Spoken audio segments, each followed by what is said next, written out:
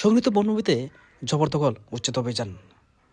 আপনারা তো বলতে পারবেন যে হ্যাঁ, বড় বড় বিল্ডিং আছে, সেগুলো জবরদখল উচ্ছেদ করতে পারতেছেন না, গরিব অসহায়ের প্রতি আপনারা কেন এভাবে অত্যাচার করেন? দেখেন, এই গরিব অসহায় যখন এখানে 2 বছর পর যখন বিল্ডিংও নির্মাণ করবেন, তখনও কিন্তু আপনারা তাদেরকে কিছু বলবেন না। এই প্রাথমিক অবস্থায় বনভূমি ধ্বংস করে দেখেন তারা মাটির ঘর তৈরি করে অথবা প্রথম ঘেরা তৈরি করে। আমরা যখন ভাঙতে যাই তখন আপনারা আমাদেরকে বাধা দেন যাতে আমরা এই ঘরগুলো না ভাঙি।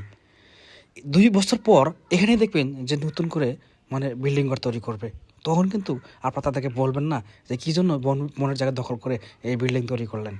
তার সাথে আসেন, এই যে দেখেন এখানে যেমন আজকে আমরা উচিত করার চেষ্টা করতেছি, আপনারা আমাদের সহযোগিতা করেন, দেখবেন যে বনভূমি আগামী প্রজন্মের জন্য একটা ভালো আমরা ভবিষ্যৎ দিতে পারবো। এই বনভূমিকে রক্ষা করার জন্য আসেন, আপনারা আমাদের সহযোগিতা করেন, আবার সবাই মিলে সম্মিলিতভাবে এই বনভূমিকে রক্ষা করার চেষ্টা করি।